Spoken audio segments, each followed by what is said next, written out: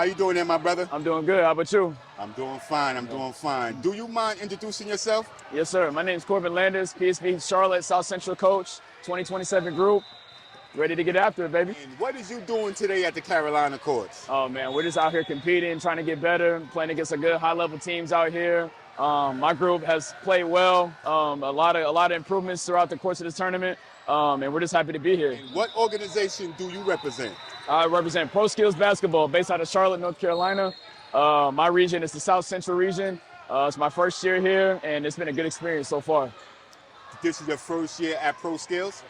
Third year Pro Skills, first year in Charlotte. Oh, first year in Charlotte. How was you liking it down here in Charlotte? Oh, I love it, man. I love it. Like the hoops culture out here is amazing. You know, good coaches, good players, good organizations. You know, it's a good fit. It's been a good fit. And how long have you been involved with youth basketball?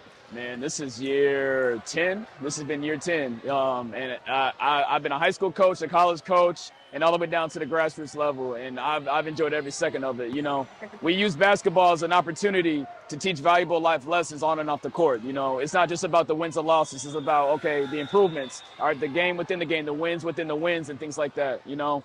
And it's a good opportunity for me as a teacher and a coach to be able to give those guys an opportunity to understand what the game is about, the highs and the lows, how to bounce back, how to maintain a certain level of consistency, have that championship mindset, being a good teammate, being a good leader, being a good listener. All those things are important, and that's what we try to teach. What motivated you to join Pro Skills?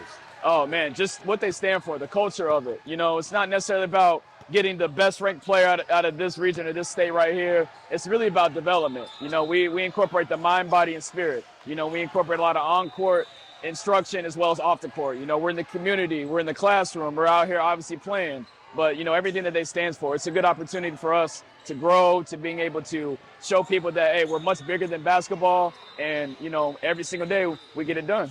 What motivated you to become a mentor to our young people, man? It's more so a calling. You know, in this position of coaching and what we do, what motivated me is just seeing, okay, what I experienced in my playing days, in my time as a student, and taking the good that people, and the time that people invested in me, wanting me to get better, wanting me to grow, wanting me to succeed. You know, I don't try to hold that in for myself. I try to move it forward and give kids an opportunity for them to experience, you know, what they're going through and how can I be a part of their journey. So that's just where it came from. It more so of a calling rather than just an opportunity.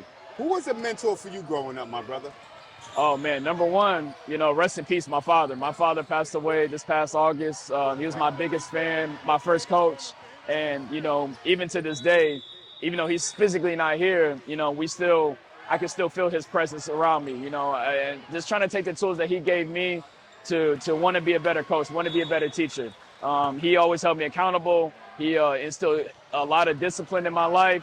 And I believe it was in that moment, I may not have liked it, but now being an adult, being in this position, I understand it on a much bigger level now. And it's not just about me, it's about how I can put the next person in the best position possible. Why is it important to be a positive force in our young people's lives, man? Because this world is just filled with so much negativity. There's a lot of distractions. There's a lot of just people who want things for themselves. You know, we live in a digital age now with a lot of technology, a lot of social media. You know, it's not just about, okay, looks or highlights or likes or followers and things like that. You know, it's really just about celebrating the joy we have in the present moment. You know, it's not about, okay, let me go ahead and make this move, for example, so I can get a bunch of oohs and ahs, right? It's about how can you serve others? How can you love others? How can you be a good teammate? How can you be a good student in the classroom? How can you be a good parent? How can you be a good support system? You know, because with all the influence in today, it's a lot of positive, a lot of negative, but it's really just about, you know, not being just about you, right? It's for the next person, you know, serving others, you know, serving leadership. That's what we try to preach every single day to our guys. When you got young people that you're coaching and they have parents that's in the stand, and sometimes the young people themselves, they're arguing with the referees, they're arguing with coaches. What do you say to the young people about that? Just keep playing, you know, and what we do on the court translates to real life. You have to have the next play mentality because life's not going to go your way. It's unfair. It gets hard, right? But again, what I tell my kids in the huddle and practice in the classroom, it's not about what happens, it's about what you answer to. It's not about what you do, it's how you do it. right? So if you can understand that and take the daily lessons and the daily, you know, whatever it is that you go through on a daily basis, okay, and apply it to the next time, you'll be a much better individual. You'll be say, look, I've been here before. All right, I felt this before. Last time, okay, I may not have handled so well, but this time, this is a new opportunity for me to make the right choice, to make the right decision, right? And because again, it's not just about you. It's about everybody that's around you, your support system, your teammates, your coaches. We're all here to get better. And at the end of the day, when you're around people that share the same common vision as you, right, you're in the right situation, right? So having that next play mentality.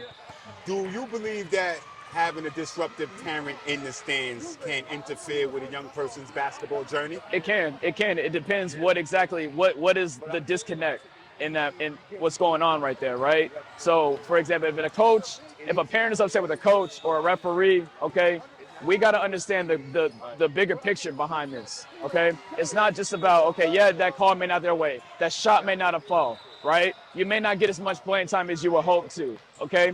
But instead of trying to find the excuse, all right, how can we find the solution, right? Because at the end of the day, we're here to get better. If you want to get your time on the court or you have this situation, okay, you got to be able to disassociate yourself from yourself and think about, what do I need to get better? You know, that comes down to emotional intelligence. That comes down to reflection. So from a parent perspective, what I try to do is I communicate.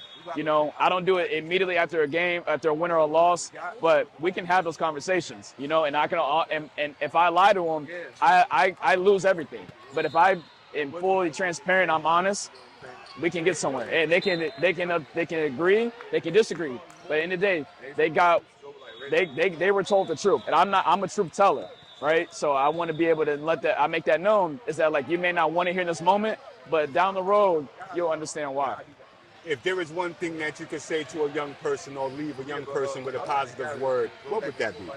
Oh, man, forget about me. I love you. That spells family. That is my motto. That's my motto. That's our team. That's our team culture. That's what we surround ourselves with. Forget about me. I love you. So all you young hoopers out there, you don't have to be a young hooper.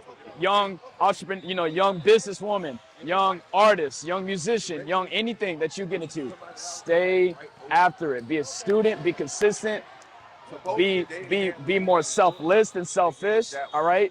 Be a student, be a positive, and remember, it's not always about you, it's about the next person. You continue to do the right things, be a good person in the classroom, be a good person in the community, all right? You're gonna be blessed. And I promise you that. Wow, man. Thanks a lot, my brother. I appreciate it. Yeah, no problem. Thank y'all.